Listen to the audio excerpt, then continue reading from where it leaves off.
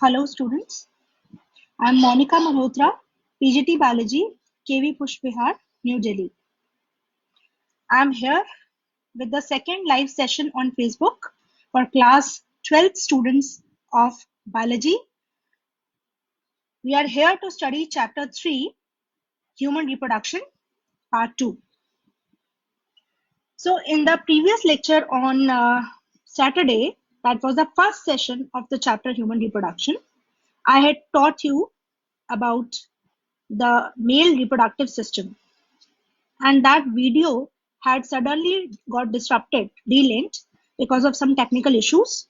So I could not discuss the last slide, that is the male accessory glands, with you. So today we'll start from the same topic where we left on Saturday. Yes, I hope all have joined in. The session is going to start for class 12 biology students.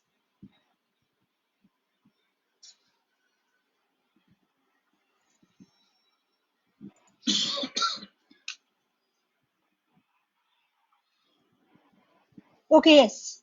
So I think all have joined, and now I'm going to start with the session. Class 12th, Biology, Chapter 3, Human Reproduction. Now the male accessory glands. This topic was left in the previous session. I'll discuss about the male accessory glands now. There are 3 male accessory glands in humans, a pair of seminal vesicles, a single prostate gland, and a pair of bulbourethral glands. First of all, the location of these 3 glands and then the functions. First of all, the paired seminal vesicles. In this diagram we had discussed on Saturday. In this diagram, you can see this is urinary bladder, and beneath the bladder, posterior to it, there is a pair of seminal vesicles. So these are the 2 seminal vesicles.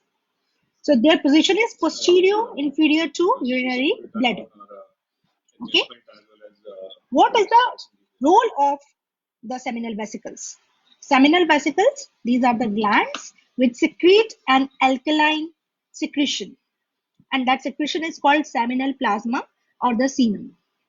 It is rich in fructose sugar, calcium, and certain enzymes. So on the whole, I must tell you, all these 3 glands, they produce a secretion which is alkaline in nature. And the reason for the alkaline nature of the secretions is that this tube, as you can see, these vas deferens, they are bringing the sperms from the testis, and these vas deferens, they pour the secretion into the common ejaculatory duct. This common ejaculatory duct is actually the urethra that contains or that carries the urine, and you all know urine is acidic in nature. So the pH of urethra or this common ejaculatory duct is acidic when the urine passes through this urethra. So if the secretion from the vas deferens also passes through the same urethra with the acidic pH, then the structure of the sperms will be deformed and they will lose their viability, reproductive ability. So to save the structure of the sperms, it is very important that the pH of this common ejaculatory duct or urethra should be neutralized. So the acidic pH of urethra is neutralized by the alkaline secretions of seminal vesicle, prostate gland, and bulbourethral gland. So you can see vas deferens is bringing the Can we give it by you? semen. Vas deferens is bringing the sperms over here.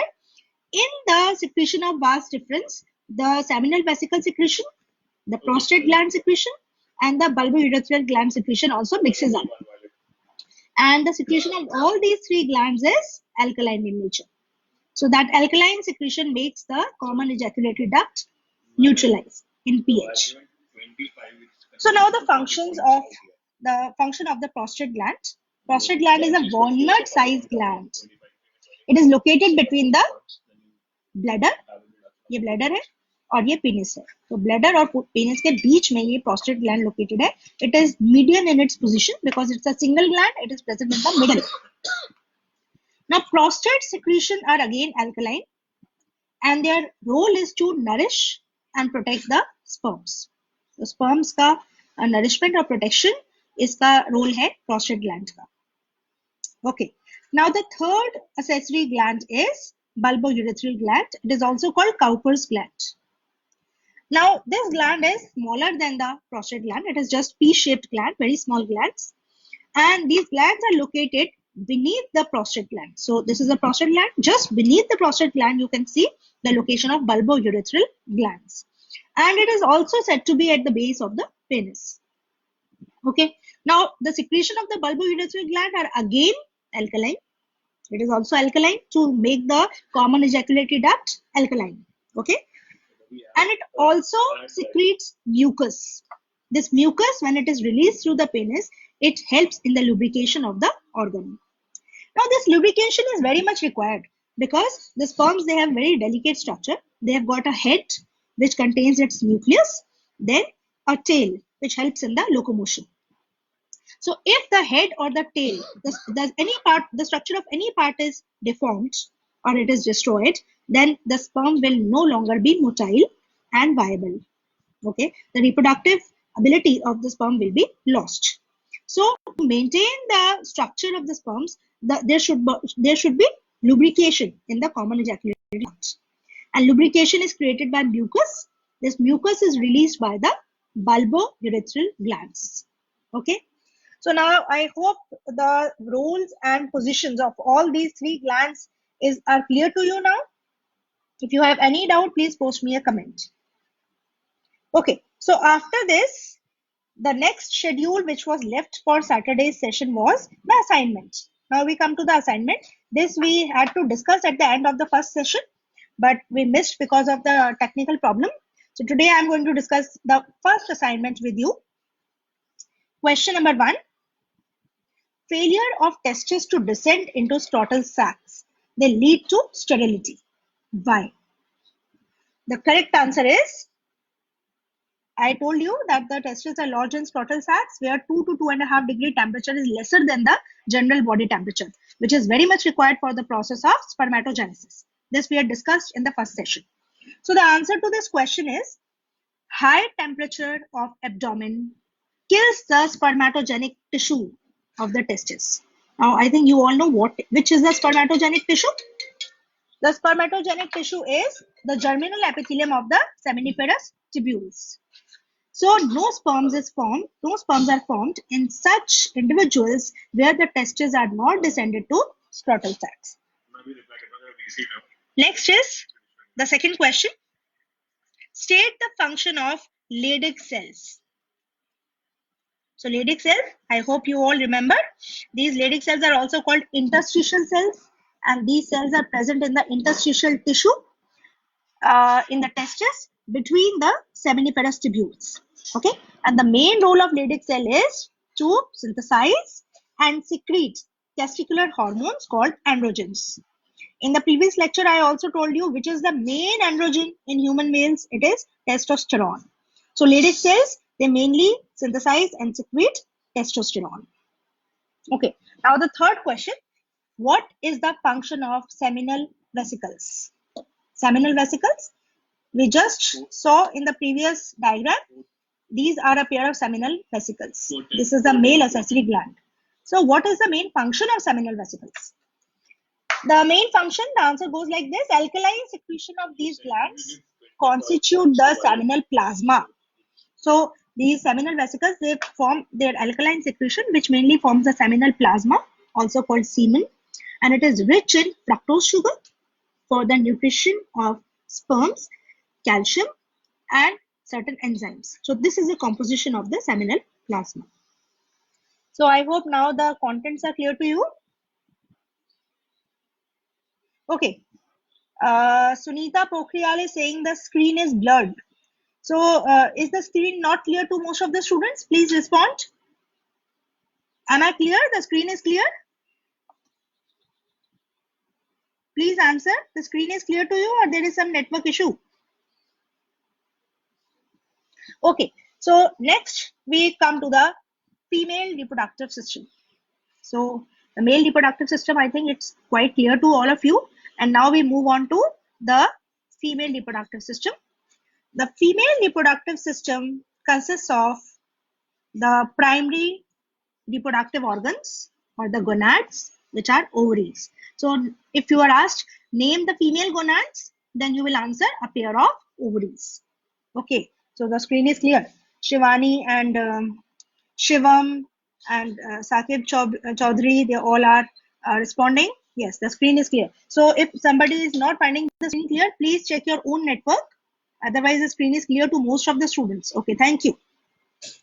So now, female reproductive system, it consists of a pair of ovaries, which are the primary reproductive organs, okay, or the primary gonads, the main gonads, along with a pair of oviducts. So in class 10th also, you have studied briefly about oviducts. Oviducts are also called fallopian tubes, okay. So fallopian tubes, there is a pair of fallopian tubes. Uterus, a sac-like structure is there, one sac-like structure called uterus, then cervix and vagina, and the external genitalia. These all form the female reproductive system, and female reproductive system is present in the pelvic region. Okay, so now all these parts of the reproductive system, they, along with a pair of mammary glands, there is an accessory gland also. That accessory gland is the mammary gland. This gland is functional only after the childbirth and helps in, and it produces the milk for the nourishment and growth of the child. It also imparts immunity to the child. Okay, so it is basically about for the child care. Female reproductive system. So now we'll study in detail about the female reproductive system. This is a diagram as given in your NCERT book. In this you can see, देखिए मैंने आपको male reproductive system में बताया था कि उसके 4 components हैं. पहला कंपोनेंट क्या है? द प्राइमरी रिप्रोडक्टिव ऑर्गन और द गोनाड्स. दूसरा हमने क्या पढ़ा? हमने पढ़ा असेसरी डक्ट्स के बारे में. थर्ड कंपोनेंट क्या पढ़ा हमने? असेसरी रिप्रोडक्टिव ग्लैंड्स के बारे में. और फोर्थ नंबर पे हमने क्या पढ़ा? एक्सटर्नल जेनेटिलिया के बारे में. तो बिल्कुल इन्हीं 4 कंपोनेंट्स को हम फीमेल रिप्रोडक्टिव सिस्टम में भी पढ़ेंगे. सबसे पहले बात करते हैं हम द प्राइमरी रिप्रोडक्टिव ऑर्गन, या जिसे हम कहते हैं female gonads. So how many female gonads and which female gonads are there in the reproductive system? It is the ovary, and females, they have a pair of ovary. One pair of ovary is there, right? So here we can see in this diagram, this is one ovary and this is the other one. This is the left ovary which is appearing right to you, okay? And this is the right ovary which is on left side of you, okay? So ये ovary आप देख सकते हैं, they are suspended with the help of this tissue or the ligaments, ठीक है? ये इसको support करते हैं. पेल्विक रीजन में है ये पूरा सिस्टम. तो पहला आपने देखा क्या है? The female primary reproductive organ, that is a pair of ovary. And after that, the second component of it, second component is accessory ducts. Okay, so accessory ducts में क्या आती है? आप ये देख सकते हैं, ओवरी का जो ये टर्मिनल एंड है, यहाँ से शुरू हो रही है डक्ट. ये क्या है? This is called the oviduct or the fallopian tube. This is the right oviduct and here is the left oviduct. ठीक है? ये oviduct बहुत ही narrow है initially, लेकिन देखिए यहाँ जाके wide हो जाती है. ठीक है? So this यहाँ पे ये cup like structure है. ओविडक्ट यहाँ पे एंड हो रही है, टर्मिनल एंड है. टर्मिनल एंड में यहाँ कप लाइक स्ट्रक्चर बन रहा है ओविडक्ट का. This cup like structure is called infundibulum. ठीक है, इसे इनफंडिबुलम कहते हैं. ओविड्यूकल फनल भी कहते हैं इसको और इनफंडिबुलम भी कहते हैं. और आप देख सकते हैं इस इनफंडिबुलम के टर्मिनल ये पेरिफ्री पे क्या है? फिंगर लाइक प्रोजेक्शंस है. ये फिंगर लाइक प्रोजेक्शंस को फिम्ब्री कहते हैं. These are called fimbriae. ठीक है, तो ये ओविडक्ट का जो टर्मिनल एंड है, इसमें यहाँ पेरिफ्री पे फिंगर लाइक प्रोजेक्शंस दिखे, फिम्ब्री. फिर ये कप लाइक स्ट्रक्चर दिखा, इनफंडिबुलम, फनल लाइक स्ट्रक्चर. उसके पीछे ये वाइड हो गया थोड़ा सा एरिया. ये वाइडन एरिया को बोलते हैं ampulla. It's a small sac like structure, ampulla. Ampulla leads to this bridge, this narrow tube towards the uterus. Okay, this narrow tube is called isthmus. Now isthmus आपको बहुत chapters में आएगी term. isthmus का मतलब होता है bridge. तो आप देखिए ये जो एम्पुला है या फिर इसका जो टर्मिनल एंड है ओविडक्ट का, वो यूट्रस के साथ जुड़ा हुआ है with the help of this bridge. इसीलिए ओविडक्ट का या फेलोपियन ट्यूब का ये वाला भाग क्या कहलाता है? इस्थमस। तो ओविडक्ट के कंपोनेंट्स क्या क्या हो गए? ये टर्मिनल फनल लाइक स्ट्रक्चर है ओविडक्ट का, जिसे इनफंडिबुलम कहते हैं। इसकी पेरिफ्री पे फिंगर लाइक प्रोजेक्शंस हैं, जिन्हें फिम्बरी कहते हैं। इसका वाइड सैक लाइक स्ट्रक्चर है ampulla. Ampulla leads to a narrow bridge like structure, isthmus. Okay, this isthmus leads towards a uterus. Okay, तो आप ये पूरी oviduct, ये है the left oviduct and this is the right oviduct. So oviduct leads to this sac like structure called uterus. ये uterus का अगर आप जनरल शेप देखें तो ऐसा लगता है ये इन्वर्टेड पियर हो, तो it is like an inverted pear, it's a sac like structure. ठीक है, ये इंटरनल इसकी कैविटी है, यूटेराइन कैविटी कहते हैं इसको हम। ठीक है, ये इसका बेस है। ठीक है, ये यूट्रस का बेस है और ये यूट्रस का एपेक्स है। ठीक है, तो बेस जो होता है यूट्रस का उसको बोलते हैं फंडस रीजन, यूटेराइन फंडस है ये। ठीक है, और ये यूट्रस का एपेक्स रीजन है विच लीड्स टू सर्विक्स। ठीक है, तो अभी देखिए ये यूट्रस है, right. Uterus sac like structure है, बहुत इंपॉर्टेंट है, रिप्रोडक्शन में इसका बहुत इंपॉर्टेंट रोल है, आगे हम स्टडी करेंगे। इसकी 3 लेयर्स होती हैं, दिखाई दे रही हैं आपको। सबसे बाहर की लेयर ये बहुत ही थिन है, प्रोटेक्टिव लेयर है ये, मेम्ब्रेनस। पेरीमीट्रियम पेरीफ्री पे होती है, पेरीफ्री मतलब आउटर साइड, इसीलिए इसका नाम है पेरीमीट्रियम। ये मिडल लेयर है। ठीक है, मिडल लेयर का नाम क्या है? मायोमीट्रियम। मायो टर्म जहां भी आएगी, मायो का मतलब होता है मसल्स, मायो मतलब मसल्स, तो इसका मतलब ये वाली जो लेयर है ये मसल्स की बनी हुई है। Yes, it is made up of smooth muscles. ठीक है, स्मूथ मसल्स की बनी हुई है। देन इनरमोस्ट लेयर, ये देख रहे हैं, बहुत वेस्कुलराइज लेयर होती है ये इनरमोस्ट लेयर बहुत ही ये स्पेशलाइज लेयर है, ग्लैंडुलर है ये, it has turned into gland. ठीक है, और ये ग्लैंडुलर लेयर क्या कहलाती है? एंडोमीट्रियम। एंडो मतलब अंदर, मीट्रियम इज लेयर, सबसे अंदर पाई जाने वाली लेयर जो ग्लैंडुलर नेचर की है उसे बोलते हैं एंडोमीट्रियम। ठीक है, तो यूट्रस में अगर आपको पूछा जाए यूटेराइन वॉल में कितनी लेयर्स हैं, उनका क्या क्या नाम है एक्सटर्नल टू इनर साइड पे आते हुए, तो आप बोलोगे the uterus uterine wall has 3 layers. Perimetrium is the outermost layer, myometrium is the middle layer, and endometrium is the innermost layer. I hope now these 3 walls are clear to you. Okay, so what we had discussed, ये ovary है, ovary में ovum form होता है, egg बनता है। जैसे egg बनता है, मेच्योर हो जाता है, वो ओवरी से निकल के बाहर आ जाता है, मेच्योर एग ओवरी से बाहर निकल आता है। ठीक है, इस प्रोसेस को आपने क्लास 10th में टर्म पढ़ी है, ओव्यूलेशन। तो ओवरी में से मेच्योर एग के बाहर आ जाने को बोलते हैं ओव्यूलेशन। अब जैसे ही ओवरी में से एग बाहर आके आएगा तो ये तो एब्डोमिनल कैविटी में गिर जाएगा, it will fall in the abdominal cavity. so the egg should not fall in the abdominal cavity, it should reach the proper position where it has to get fertilized. इसीलिए जो ये यहाँ से mature egg निकलता है, ovum निकलता है, उसको ये fimbriae, finger like projections catch कर लेते हैं। They catch hold of the mature ovum and they insert the ovum inside this funnel-like structure which is called infundibulum. Infundibulum में insert हो जाता है ovum, और यहाँ से insert होने के बाद it reaches the ampulla. ये ampulla में पहुंच जाता है। ampulla एक temporary structure, मतलब ये temporary lodging के लिए structure है, मतलब यहाँ पे temporarily ovum rest करता है। कब तक rest करता है? या तो जब तक उसका fertilization नहीं हो जाता male gamete से, या फिर वो डिस्ट्रॉय नहीं हो जाता। ठीक है, दोनों में से एक इवेंट होगा, या तो यहाँ पड़ा हुआ ओवम फर्टिलाइज हो जाएगा और यही जाइगोट बना देगा, और अगर उसने जाइगोट नहीं बनाया, कोई भी स्पर्म यहाँ अप्रोच नहीं हुआ फर्टिलाइज करने के लिए इसको, तो वो 48 आवर्स के बाद धीरे धीरे ओवम डीजनरेट होना शुरू हो जाता है, और डीजनरेट होने के बाद it will lose its fertilization ability. ठीक है, तो ये रीजन है जहाँ फर्टिलाइजेशन होनी है, राइट। और उसके बाद ये जो पूरा रीजन आपको दिखाई दे रहा है ओविडक्ट का, इसके आगे का, इसे इस्थमस कहते हैं। सपोज कीजिए कि यहाँ पर ओवम का फर्टिलाइजेशन हो गया, तो वो जाइगोट बना देगा यहाँ पर। वो जाइगोट फिर आगे सिंगल सेल्ड स्ट्रक्चर होता है जाइगोट, वो धीरे धीरे डिवाइड करने लगेगा। सिंगल सेल्ड जाइगोट के 2 सेल बनेंगे, 2 से 4, 4 से 8, 8 से 16, और वो धीरे धीरे यहाँ से मूवमेंट करके इस्थमस में आगे की तरफ जाना शुरू हो जाएगा। ठीक है, और किस तरफ एडवांस करेगा? यूट्रस की तरफ एडवांस करेगा, और यूट्रस में एक बार वो घुस गया तो घुसने के बाद वो यूट्रस के अंदर की वॉल के साथ जाकर इम्प्लांट हो जाएगा, एंडोमीट्रियम में जाकर अटैच हो जाएगा। तो ये जो ओवम यहाँ पे जब तक यहाँ एडवांस हो रहा है उसमें क्लीवेज हो रही है, जाइगोट में, सॉरी नॉट फर्टिलाइज ओवम कहेंगे इसे हम, फर्टिलाइज ओवम या जाइगोट में क्लीवेज हो रही है, सेल डिवीजन हो रही है, 2 सेल स्टेज बना, 4 बना, 8 बना, 16 बना, और 16 सेल स्टेज तक वो अंदर एंटर हो गया, 32 सेल स्टेज में इम्प्लांट हो गया जाकर, ठीक है। तो जब वो इम्प्लांट हो जाता है, यहाँ अटैच हो जाता है, तो उसकी ग्रोथ और डेवलपमेंट यूट्रस के अंदर स्टार्ट हो जाती है। Okay, so I hope this thing is clear to you.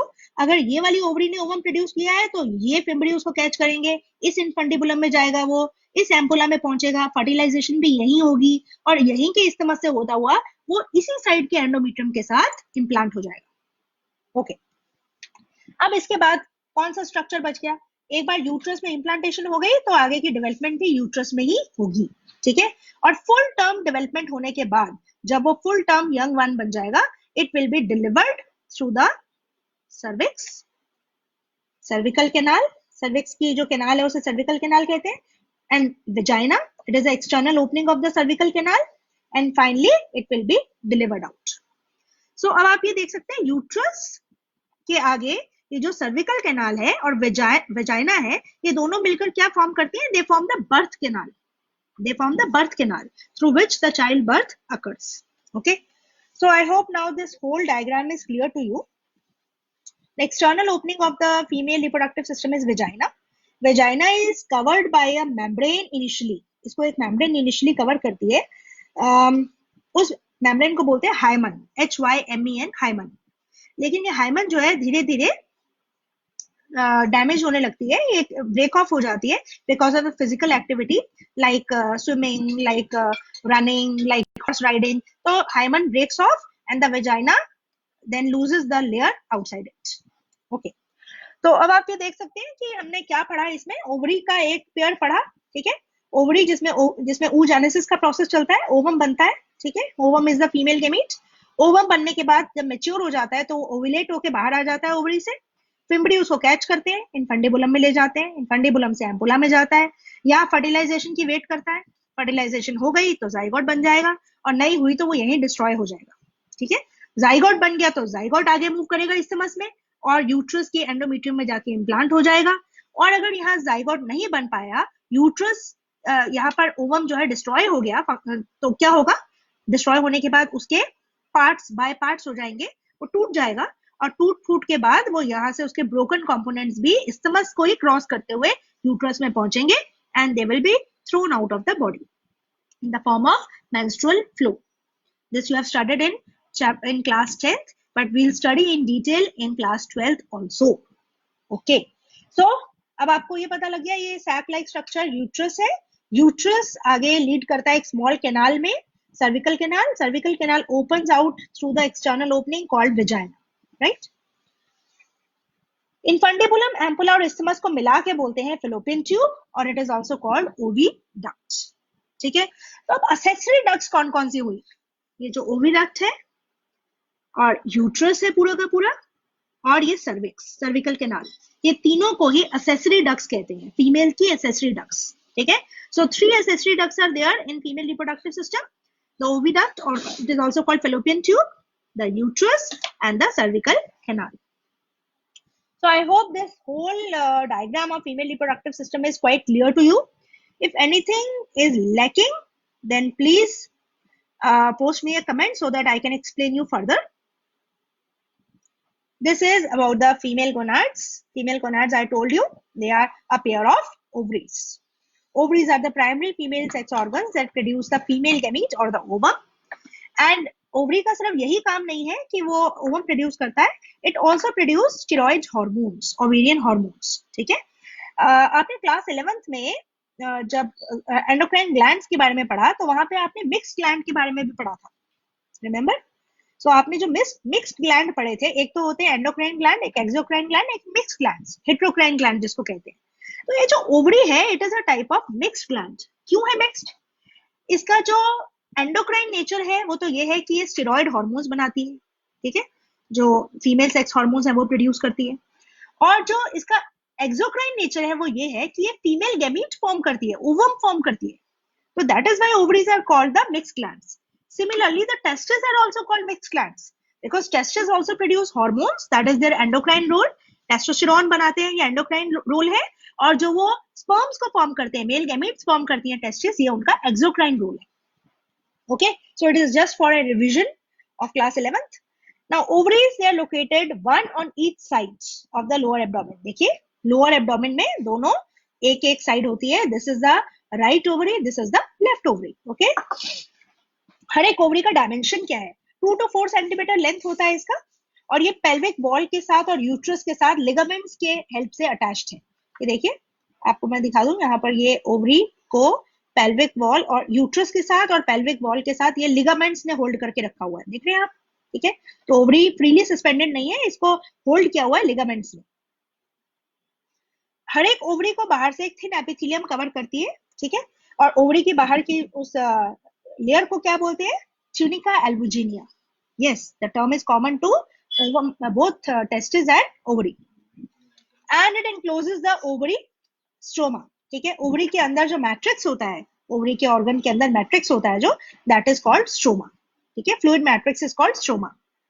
Stroma को दो जोन्स में बांट सकते हैं. Outer is the peripheral cortex and the inner is medulla. तो ओवरी में ये बाहर की तरफ जो ये इसका ओवरी के अंदर जितना मैट्रिक्स है सब स्ट्रोमा कहलाता है. जो पेरिफेरल स्ट्रोमा है उसे बोलेंगे कॉर्टेक्स रीजन, और जो इनर पार्ट है इसका ओवरी का उसे बोलेंगे मेडुलरी रीजन. ठीक है, so cortex and medulla, right. Now the female accessory ducts. हमने दो कंपोनेंट्स तो स्टडी कर लिए फीमेल रिप्रोडक्टिव सिस्टम के.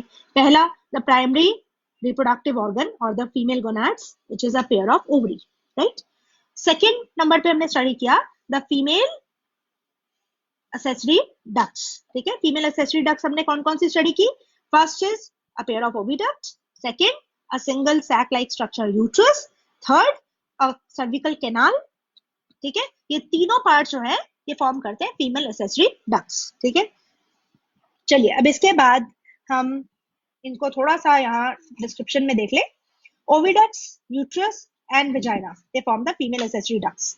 हर एक फेलोपियन ट्यूब या जो ओविडक्ट है, ये देखिए यहाँ दिखा रखी है, ये ओविडक्ट, ये 10 to 12 सेंटीमीटर लॉन्ग होती है. यहाँ से लेकर ये यूट्रस तक इसकी डायमेंशन क्या है? Almost 10 to 12 centimetre. ठीक है, और ये यहाँ पेरिफेरल रीजन ऑफ ओवरी से स्टार्ट होती है और यूट्रस तक एक्सटेंड करती है. ठीक है, और जो इसका ओवरी के पास वाला रीजन है वो एक फनल शेप स्ट्रक्चर में डेवलप्ड है जिसे इनफंडिबुलम कहते हैं. इनफंडिबुलम के एज पे फिंगर लाइक प्रोजेक्शंस है जिन्हें फिम्बरी कहते हैं. ठीक है, ये सब हमने पढ़ लिया है.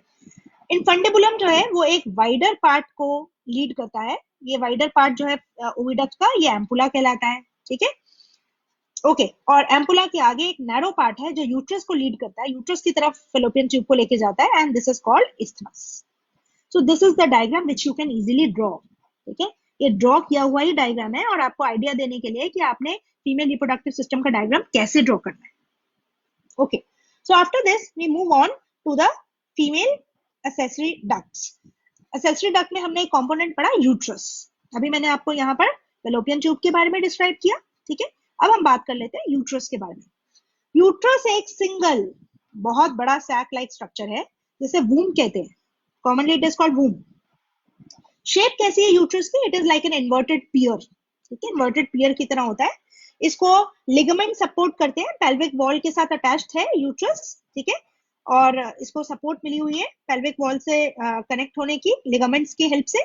यूट्रस ओपन्स इनटू वेजाइना, लेकिन यूट्रस को वेजाइना की तरफ लीड करने के लिए बीच में एक नैरो कैनाल है. क्या बोलते हैं इस कैनाल को? Cervical canal. Okay, cervical canal जिस ऑर्गन के अंदर प्रेजेंट है, जिस पार्ट के अंदर प्रेजेंट है, दैट इज सर्विक्स.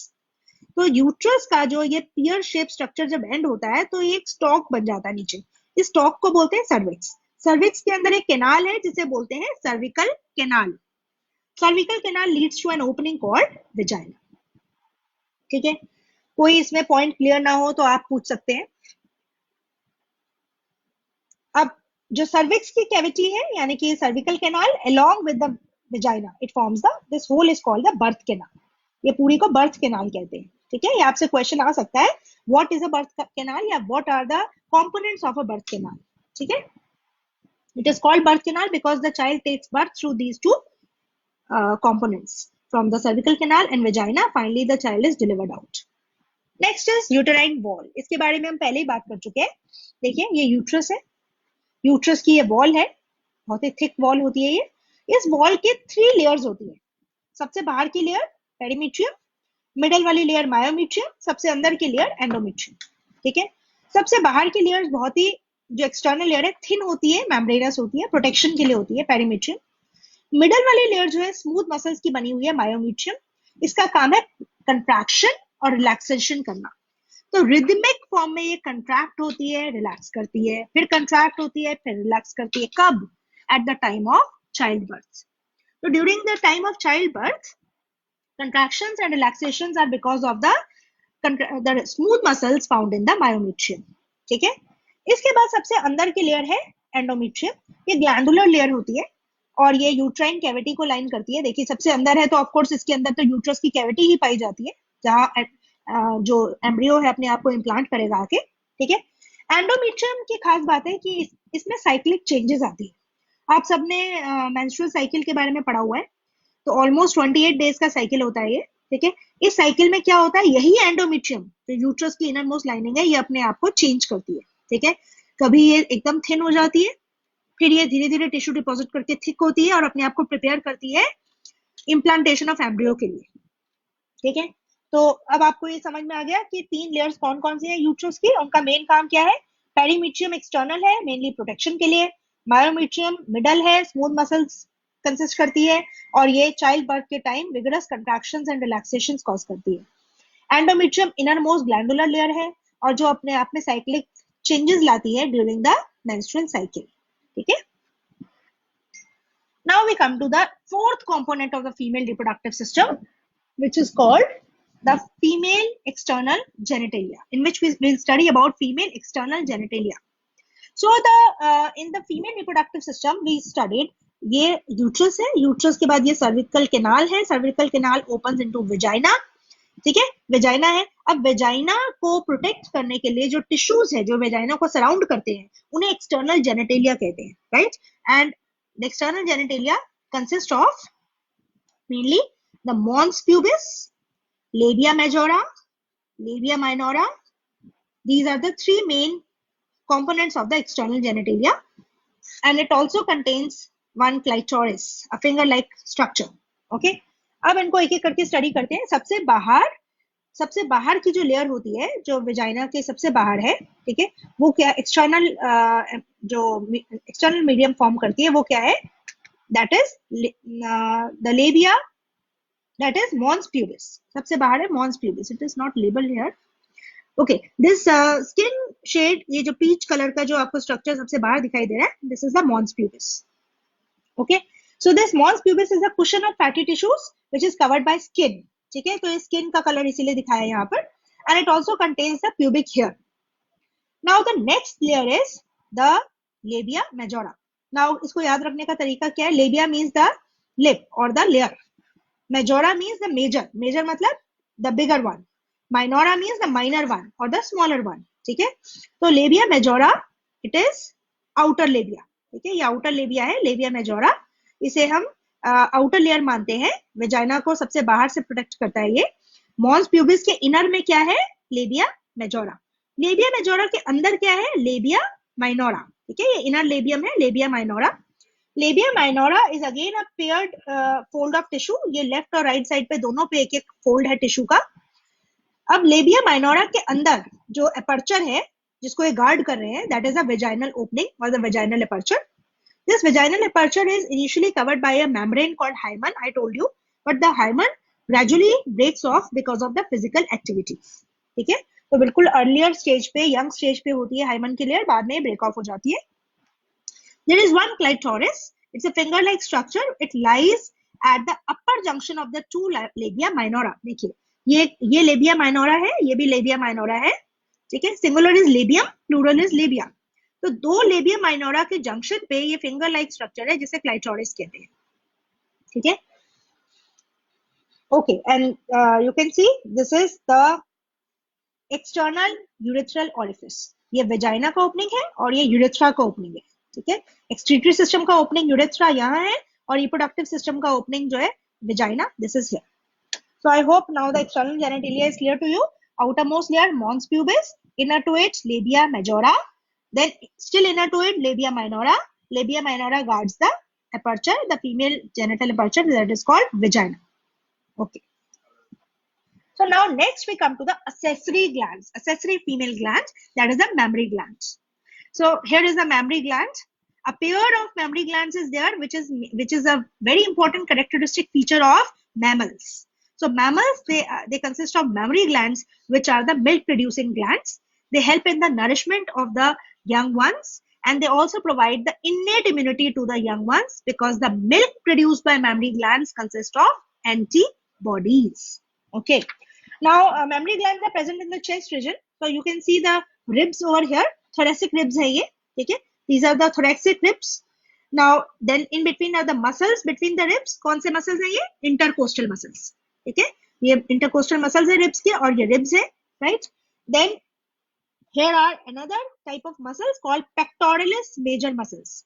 ठीक है? ये pectoralis major muscles shoulder muscles का ही extension है ये, ठीक है? Then about the mammary gland. Mammary gland is a type of modified areolar gland. Okay, आपने इनके बारे में पढ़ा है 11th में रेफरेंस. अब इसका एक modified areolar gland का एग्जांपल देखिए. It is the mammary gland. Now mammary gland is converted into so many components. ठीक है, सेप्टा डिवाइड करके इसको बहुत सारे components में convert करते हैं. 15 to 20 lobes होती है एक mammary gland में, which are called mammary lobes. So almost 15 to 20 such mammary lobes are there. ठीक है, this is one continuous memory lobe. ठीक है, ये एक मेमोरी लोब है. ये मेमोरी लोब में आपको छोटे छोटे बैलून लाइक स्ट्रक्चर्स नजर आ रहे हैं. These are called mammary alveolus. Singular is alveolus and plural is alveoli. तो ये एक मेमोरी लोब में बहुत सारे एल्वियोलाई प्रेजेंट होते हैं. ये एल्वियोलाई जो है सिक्रेटरी नेचर के हैं. They produce milk. और एल्वियोलाई के अंदर आप देख रहे हो, हर एक एल्वियोलस के अंदर एक कैविटी है. It is called the lumen. Lumen एक जनरल टर्म है कैविटी की. ठीक है, तो हर एक एल्वियोलस के अंदर एक कैविटी है which is called the lumen. इस ल्यूमन में जो एल्वियोलस मिल्क सिक्रीट करता है वो टेम्परेरीली स्टोर हो जाता है. ठीक है, milk is stored in the lumen of the memory alveolus. ठीक है, तो सारे एल्वियोलाई के अंदर ही ल्यूमन्स प्रेजेंट है और ल्यूमन्स के अंदर मिल्क फिल हो जाता है आफ्टर गेटिंग सिक्रीटेड. अब यहाँ से मिल्क फ्लो करके जाता है इनटू स्मॉलर डक्ट्स. ठीक है, जिन्हें मेमोरी डक्ट्स कहते हैं. आप देख रहे हैं ये एल्वियोलाई जो है, इनके आगे मेमोरी डक्ट्स है. मेमोरी डक्ट में मिल्क फ्लो हो जाता है, और मेमोरी डक्ट में फ्लो होने के बाद ये एक सैक लाइक स्ट्रक्चर है. ठीक है, ये सोलन स्ट्रक्चर है जिसे एम्पुला कहते हैं. ये मिल्क अब फाइनली एम्पुला में पहुंच जाता है, और एम्पुला में टेम्परेरीली स्टोर होने के बाद it is given out through the lactiferous duct.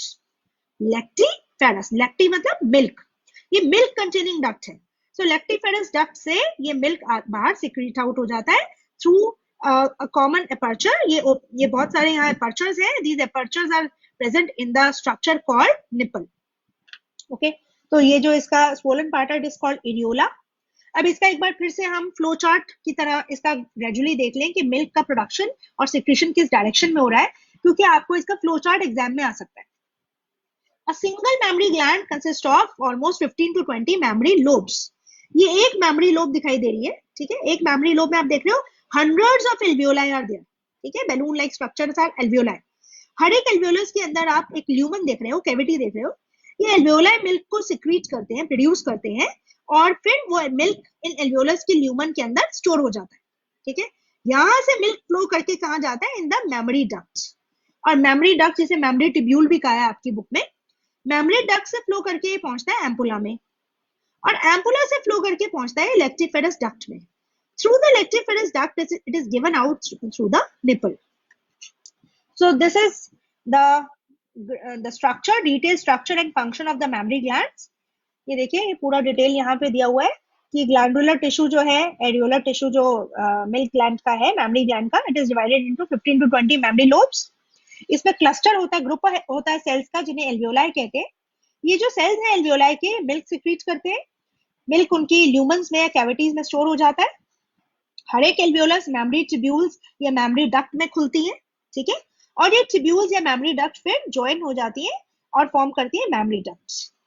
हर एक मेमोरी डक्ट जो है फाइनली एम्पुला में खुल जाती है. एम्पुला से लेक्टिफेरस डक्ट में जाता है. लेक्टिफेरस डक्ट से मिल्क सिक्रीट हो जाता है to the outer side. Okay, so this is about the mammary glands. I hope the things are clear till here. With this, we end the female reproductive system. Of course, one part ovary is left. Ovary का हम detailed structure study करेंगे कि उसमें पूरा उसमें functional ovum कैसे बनता है. What all are the stages of oogenesis? वो हम spermatogenesis और oogenesis, they both come under gametogenesis. This component I will take in the next lecture. Today we'll move on to the structure of sperm. So here is the structure of sperm. It is a single celled structure. ठीक है, unicellular होता है sperm, और एक normal cell की तरह, eukaryotic cell की तरह इसके अंदर भी सारे ऑर्गेनेल्स प्रेजेंट है. Like the nucleus is there, cytoplasm is there, centriole is there, क्योंकि एक एनिमल सेल है इसमें सेंट्रियोल भी है, इसमें माइटोकॉन्ड्रिया प्रेजेंट है. ठीक है, एक्सोनियम फाइबर्स प्रेजेंट होते हैं इसकी टेल में. ठीक है, तो फ्लैजुलम लाइक टेल प्रेजेंट है इसकी. ठीक है, तो these all components are there in present in the sperm. Okay, अब इसके स्ट्रक्चर को हम थोड़ा डिटेल में स्टडी करते हैं. The whole structure of sperm can be divided into anterior head, then a middle piece and the terminal tail. Okay, now the head and the middle piece is connected with a short neck. Okay, now what all are there in head, middle piece and tail? सबसे पहले हम head की बात करें अगर, तो sperm का जो हेड है, माइक्रोस्कोपिक स्ट्रक्चर होता है स्पर्म. ठीक है, यूनिसेलर माइक्रोस्कोपिक स्ट्रक्चर. इसका जो हेड रीजन है, हेड रीजन में आप देख सकते हैं सबसे आगे एक वेसिकल लाइक स्ट्रक्चर है जिसे बोलते हैं एक्रोसोम. ठीक है, ये एक्रोसोम है. इसके अंदर एंजाइम्स फिल्ड होते हैं और ये एंजाइम्स हेल्प करते हैं इसकी ओवम के साथ फर्टिलाइजेशन. ठीक है, ओवम से फर्टिलाइज होने के लिए ओवम की जो बाहर की वॉल्स है, protective walls of the ovum, they are broken off by the enzymes carried by acrosome. Next component is this very significant nucleus. ये न्यूक्लियस है क्योंकि स्पर्म्स जो है या जो गैमीट्स होते हैं वो हैप्लॉइड होते हैं नेचर में, उनमें सिंगल सेट होता है क्रोमोसोम्स का. ठीक है, as human beings, every cell of human beings have 46 chromosomes. We are diploid, हमारे हर एक सेल जो है बॉडी का वो डिप्लॉयड है. उसमें दो सेट होते हैं क्रोमोसोम के, एक सेट 23 क्रोमोसोम्स का और दूसरा सेट भी 23 क्रोमोसोम्स का. तो 23 plus 23 makes every cell having 46 chromosomes in total. तो डिप्लॉयड काउंट हमारे क्रोमोसोम्स का क्या है? 46. हैप्लॉयड काउंट क्या है? 23. क्योंकि स्पर्म्स और ओवम जो गैमीट्स होते हैं वो मियोसिस के प्रोसेस से बनते हैं, मियोसिस सेल डिवीजन का रिजल्ट होते हैं, इसीलिए ये हमेशा हैप्लॉयड सेल्स होते हैं. ओके, तो sperm is a haploid gamete. All the gametes are always haploid. Okay, तो इसका मतलब इसके जो न्यूक्लियस है इसके अंदर क्रोमोसोम कितने पाए जाएंगे? 23. A single set of 23 chromosomes will be there in the nucleus of sperm. That makes it haploid. ठीक है, अब ये न्यूक्लियस के ठीक पीछे सेंट्रियोल प्रेजेंट होते हैं, proximal centriole and distal centriole. पहले वाला सेंट्रियोल और पीछे वाला centriole, proximal and distal. Okay, तो ये दो सेंट्रियोल प्रेजेंट है. सेंट्रियोल के पीछे ये मिडल पीस आ गया. हेड में मेन कंपोनेंट्स क्या है? Acrosome, nucleus and centriole. Of course, cytoplasm is also there. ठीक है, then neck connects the head with the middle piece. फिर पीछे आया मिडल पीस. मिडल पीस में आप ये देख सकते हो ये पूरा स्ट्रक्चर, ये क्या है? These are spiral shaped mitochondria. Singular is mitochondrion. ये स्पाइरल शेप में अरेंज्ड है माइटोकॉन्ड्रिया. आप सबको पता है माइटोकॉन्ड्रिया एक ऐसा सेल ऑर्गेनेल होता है जिसे powerhouse of the cell कहते हैं. पावर हाउस क्यों कहते हैं? क्योंकि माइटोकॉन्ड्रिया के अंदर एटीपीज फॉर्म होते हैं. एटीपी क्या है? Adenosine triphosphate. याद आया? 11th क्लास में पढ़ा था आपने एटीपी. तो ATPs are the energy currency of human beings, of most of the organisms. तो हमारे बॉडी में हमें जब एनर्जी जनरेट करनी होती है तो हम क्या, कौन से मॉलिक्यूल को ब्रेक करते हैं? एटीपी को. ठीक है, तो एडिनोसिन ट्राइफॉस्फेट को ब्रेक करके एडिनोसिन डाइफॉस्फेट बन जाता है वो, और ये जो हाई एनर्जी बॉन्ड टूटने से एनर्जी मिलती है वो हम मेटाबॉलिज्म के लिए यूज करते हैं. क्लास 11 में बहुत अच्छे से आपने ये बायोमोलिक्यूल्स में पढ़ा था. ठीक है, तो अभी देखिए मिडिल पीस में ये बहुत सारे माइटोकॉन्ड्रिया पाए जाते हैं जो कि रिच है एटीपी में. ये एटीपी फॉर्म करते हैं. तो इसका मतलब स्पर्म का जो एनर्जी सोर्स है वो कहाँ है? मिडल पीस में, क्योंकि माइटोकॉन्ड्रिया कहाँ पाए जाते हैं? मिडल पीस में. ठीक है, sperm is a very active cell. It has to constantly move, और मूवमेंट के लिए उसके पास टेल प्रेजेंट है, लेकिन टेल को मूव करने के लिए फाइनली एनर्जी चाहिए। एनर्जी एटीपी से मिलेगी, एटीपी माइटोकॉन्ड्रिया में बनेंगे और माइटोकॉन्ड्रिया मिडल पीस में प्रेजेंट है। That's all. सो उसके पीछे ये एक बहुत लंबी टेल है, this tail is made up of axoneme fibres, ठीक है। अब ये टेल सबसे बाहर, क्योंकि ये एक एनिमल सेल है तो सबसे बाहर इसके प्लाज्मा मेम्ब्रेन होगी, देख लो आप बाहर प्लाज्मा मेम्ब्रेन प्रेजेंट है पूरी, ये ठीक है। तो स्ट्रक्चर जो स्पर्म का है उसमें 3 कंपोनेंट्स होते हैं mainly, head, middle piece and tail, and of course head and middle piece they are connected by neck. I hope the structure is clear to you. This is the description of the structure. Sperm is a microscopic structure. It is composed of head, neck, middle piece and tail. Plasma membrane envelops the whole body of sperm. ठीक है। sperm के head में elongated haploid nucleus है, anterior portion है जिसमें cap like structure है, acrosome, जिसमें मैंने आपको बताया enzymes filled होते हैं, ठीक है। ये लाइसिस कॉज करते हैं, ब्रेकडाउन कॉज करते हैं ओवम की बाहर की मेम्ब्रेन्स का, ठीक है, ताकि ओवम के साथ स्पर्म अपने कंपोनेंट्स को फ्यूज कर सके, फर्टिलाइजेशन हो सके, ओके। इसको हम डिटेल में आगे चैप्टर में पढ़ेंगे। Acrosome is filled with enzymes which help in fertilization of the ovum, ठीक है। बहुत सारे एंजाइम होते हैं, मेन जो एंजाइम है उसका नाम है हाइलुरोनिडेज, ठीक है। जो मेन लाइसिस करने वाला एंजाइम है हाइलुरोनिडेज, आगे मैं इसका पूरा आपको बताऊंगी कैसे फंक्शन करता है, ओके।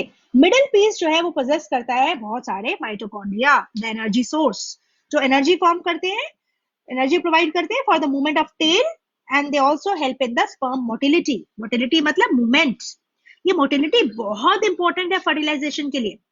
आपको पता है कि hundreds of sperms they are liberated in the female reproductive tract in the act of copulation. बहुत सारे जो स्पर्म्स है डिपॉजिट होते हैं फीमेल रिप्रोडक्टिव ट्रैक्ट में, and they start, they enter the vagina, then they move towards the cervical canal, then the uterus and finally reach the oviduct. Oviduct में ampulla region तक swim करके जाते हैं for the fertilization of the ovum.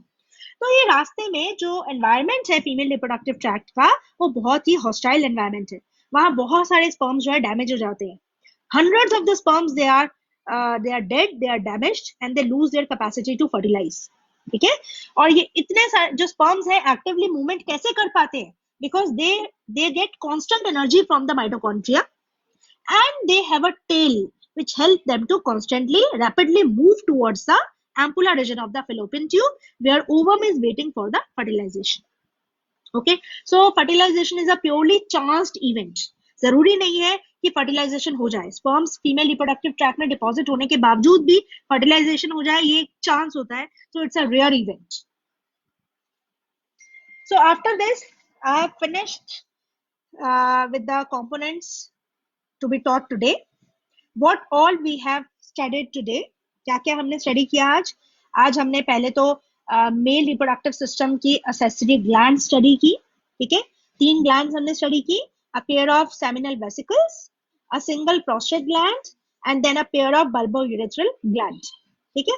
उसके बाद हमने एक छोटी सी असाइनमेंट सॉल्व की, फर्स्ट सेशन पे बेस्ड थी जो। Then we started with the female reproductive system. Female reproductive system में मैंने आपको प्राइमरी रिप्रोडक्टिव ऑर्गन या फीमेल गोनाड्स एक्सप्लेन किए, अ पेयर ऑफ ओवरीज, उनकी लोकेशन, उनका फंक्शन, ठीक है। उसके बाद हमने बात की फीमेल एक्सेसरी डक्ट्स की। फीमेल एक्सेसरी डक्ट कौन सी होती है? नंबर 1 fallopian ट्यूब का एक pair, number 2 uterus, number 3 cervical canal. ये 3 कंपोनेंट्स हैं फीमेल एक्सेसरी डक्ट्स के। फीमेल एक्सेसरी डक्ट को डिस्कस करने के बाद हम फिर बात की हमने एक्सेसरी ग्लैंड की। कौन से accessory gland? The main lactiferous gland is the mammary gland. तो मैमरी ग्लैंड का हमने एक पेयर उसके डिटेल्ड स्टडी के स्ट्रक्चर को स्टडी किया। Mammary gland are the milk producing gland, a typical feature of mammals. Then we moved on to the structure of sperm. Sperm, which is the male gamete. Male gamete is a haploid structure. It's a haploid unicellular. It's a single cell which has haploid set of chromosomes. Okay, and then we studied the components of the sperm: the head, the neck, the middle piece, and the tail. And the main you can say metabolism of the sperm, how the sperm moves and from where it gets the energy. ATPs it gets from its mitochondria, which are situated in the middle piece. So after all this, now we move on to the last section of the today's session, that is the assignment. तो assignment जो है इसमें हम देखते हैं कि मैंने इस बार आंसर्स प्रोवाइड नहीं किए. I expect you to answer in the comment box. What is the role of fimbriae? पहले तो आपको याद करना पड़ेगा फिम्बरी कहाँ पढ़े थे. फिम्बरी हमने पढ़े थे फीमेल रिप्रोडक्टिव सिस्टम में. ये फिंगर लाइक प्रोजेक्शंस थी जो कि ओविड्यूकल फनल या फिर जो इनफंडिबुलम है उसको लाइन अप कर रही थी, उनकी पेरिफेरल लाइनिंग फॉर्म कर रही थी. तो ये फिम्बरी का रोल पूछा जा रहा है. फिम्बरी क्या काम करते हैं? Yes, please try to answer. Yes students, what is the role of fimbriae? Please try to answer.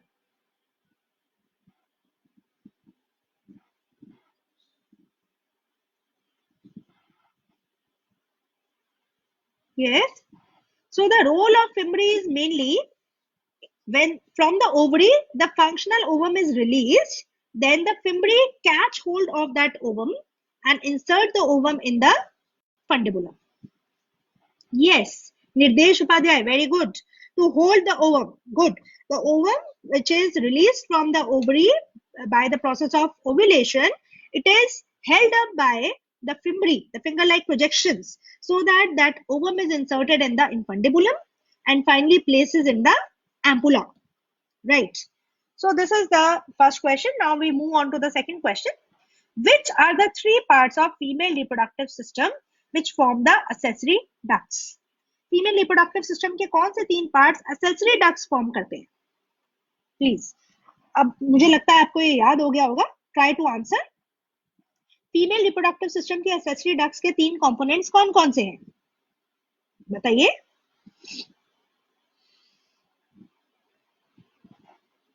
I am waiting for the answers. Please post your answers in the comment box. Yes.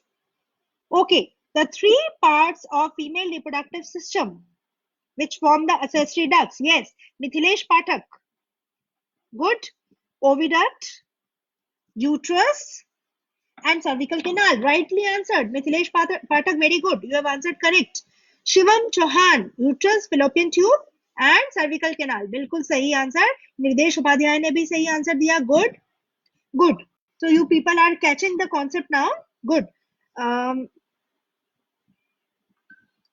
KP Pingolia, yes, the answer is correct. Muralidhar मेहर, बिल्कुल सही answer. बिल्कुल सही. बहुत खुशी होती है आप लोगों को सही आंसर देता देखकर.